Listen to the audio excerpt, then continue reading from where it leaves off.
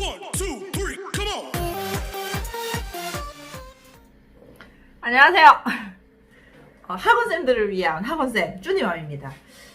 여러분, 가회를 시작하려고 마음을 먹으신 분들이 있잖아요. 그리고 가회를 좀 본격적으로 뭔가 좀 돈이 될 수 있는 형태로 내가 가회를 한번 해보고 싶다 하고 생각하시는 분들에게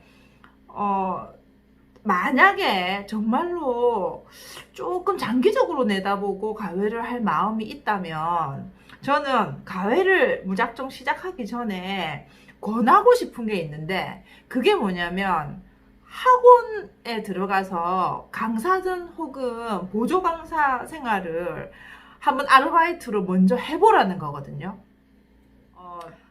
학원은 원래 대학교 2학년 수료 이상이 되면 강사 자격이 나와요. 보통 조금 어느 정도 규모가 있다든지 선생님들이 조금 많은 학원에서는 이제 졸업을 한 선생님들이나 뭐 대학원에 계신 분들이나 아니면 일반 선생님들 풀잡을 쓰지만 보조교사로 또 대학에 재학하고 있는 선생님들이나 휴학하고 계신 선생님들을 보조교사로 쓰잖아요. 학원에서 일단 보조교사로 6개월이든 6개월은 좀 짧고 만약에 한 1년 정도만 조금 버텨서 어느 정도 교과 과정이 어떻게 돌아가는지 알면 가회를 하기에 엄청 쉬울 거라는 생각이 들고, 자기 스스로 내가 아이들 가르치는 게 맞는지 안 맞는지 확인할 수 있고, 그리고 학원에서 애를 가르치잖아요. 여러 명들을 가르치게 되잖아요. 그렇게 되면 뭐 가회는 껌이 되는 거죠. 하지만 그렇다고 해서 가회가 그냥 뭐 연결이 된다거나 가회가 막 들어오는 건 아니에요. 학원 선생님을 하면서 어느 정도의 노하우라든지 인지도라든지 그리고 자기 스스로 발전하고 실력이 쌓이는 시간이 조금 지나다 보면 가회는 자동으로 들어올 수도 있고 자기 스스로 뭔가 가회를 할 수 있는 길을 닦을 수 있고, 또 연계해서 학원에서 수업을 하면서 가회를 연계해서 할 수 있는 방법도 생긴다는 거죠.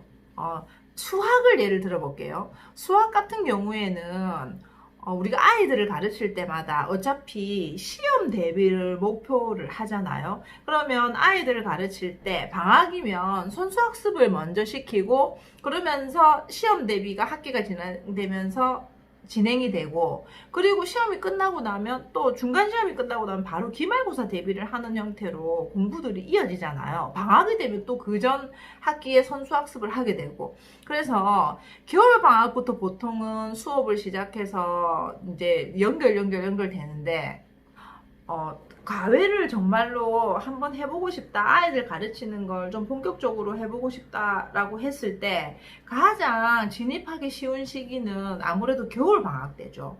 고3들이라면 혹은 뭐 한 학기를 마친 선생님들이라면 겨울 방학이 시작되는 그 시기에 좀 여러 면접이라든지 정보들을 모아서 학원을 선택한 후에 12월 혹은 1월 요때부터는 이제 새학기 과정이 들어가니까 새학기 과정을 공부를 아이들이랑 같이 하는 거예요. 중간에 시험 기간에 들어가는 건 사실 조금 힘들어요. 그 경력이 있으신 선생님을 제외하고는.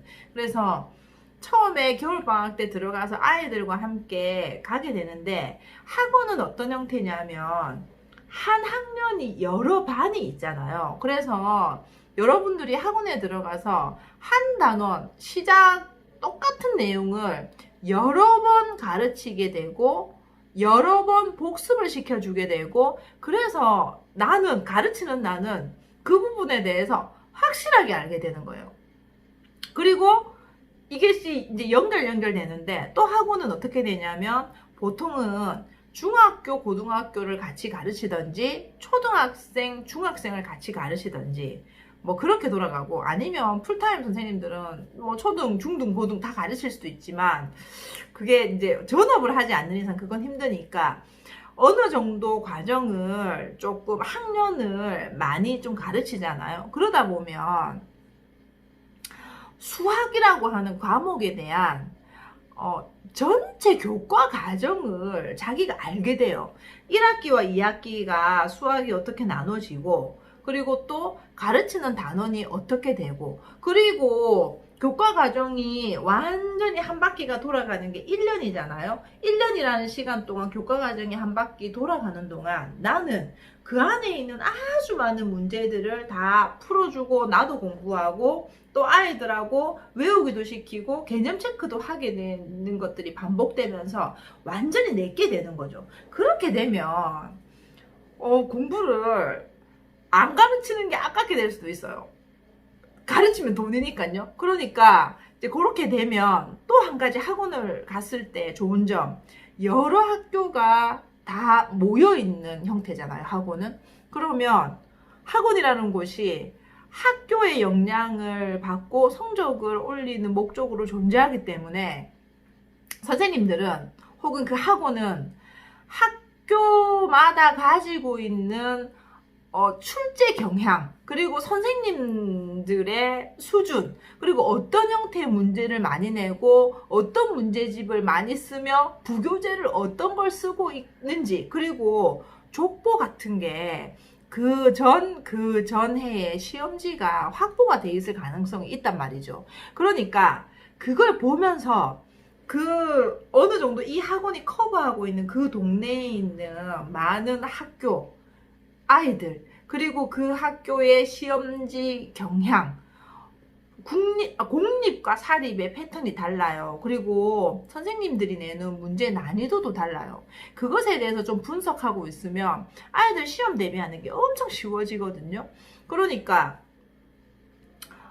선생님들이 학원에 한 6개월에서 1년 정도 있으면서 전체 교육 과정을 다 알게 되고 그 부분에 있는 학교의 출제 경향을 다 알게 되면서 자기가 어떤 아이를 맡아서 수업을 했을 때 이미 알고 공부를 가르치고 아이에게 도움을 줄 수 있기 때문에 훨씬 유리한 거죠. 저는 학원 강사 생활을 뭐 많이는 말고 한 1년 정도는 해보라고 권해드리고 싶어요. 뭐 사회생활이기도 하고 그 안에서 일어나는 여러 가지 것들이 있겠지만 어떻게 아이들 공부가 돌아가고 어떤 아이들의 유형이 있고 또 아이들이 공부를 가르치게 되면서 일어나는 여러 상황이라는 게 있거든요. 거기서 어떻게 대처가 되고 시험 기간은 어떻게 돌아가고 시험 기간에 어떻게 시험 대비를 해주는가 하는 걸 이렇게 쫙 봐야 내가 만약에 가외를 해서 이 아이들을 가르치게 되면 나는 이건 이렇게 보완할 수 있겠다. 아 이거는 좋은 것 같아.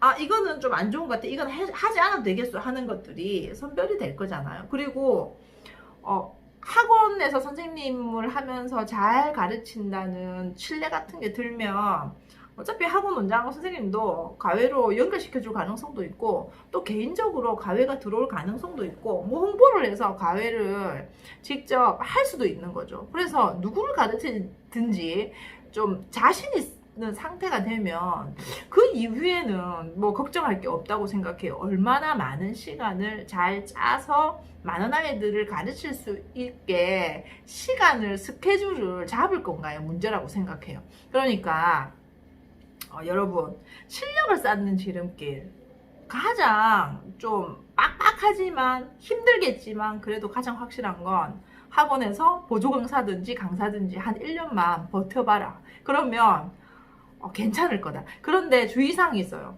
좀 큰 학원이라든지 어느 정도 규모가 있는 학원에서는 개인 가외를 금지하기도 하거든요. 그런 데는 하면 안 돼요. 제 생각에. 왜냐하면 중간에도 가외가 들어올 수 있고 나중에는 가외랑 이제 연결할 수 있는데 그 학원을 마무리하고 혹시나 그 학원에 있는 친구들이 가외로 연결될 가능성이 있는데 그게 안 되면 제 생각에 별 메리트가 없다고 생각하고 그렇지 않고 좀 자유롭게 자기 스스로 선생님들이 가외를 하는 것에 대해서 조금 허락해주는 그런 학원이면 뭐 좋지 않을까 하는 생각이 듭니다. 감사합니다.